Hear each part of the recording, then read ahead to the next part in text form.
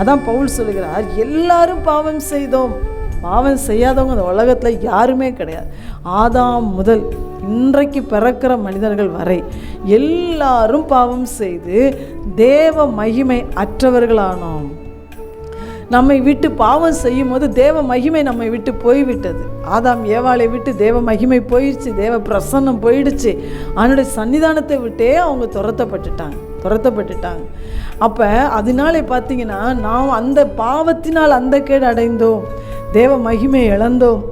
அப்போ நம்மை மீட்டு எடுப்பதற்காக, நம்மை மீட்டெடுத்து மறுபடியும் அவர் அந்த தேவ மகிமையின் சாயலை நமக்கு கொடுப்பதற்காக இயேசு அந்த கேடு அடைந்தார். ஹல்லேலூயா. அப்போ பூரண அழகுள்ள நம் நேசர், நம்முடைய அன்பு தெய்வம் அந்த கேடு அடைந்தது நம்மை அவருடைய சாயலை போல மாற்றுவதற்காக.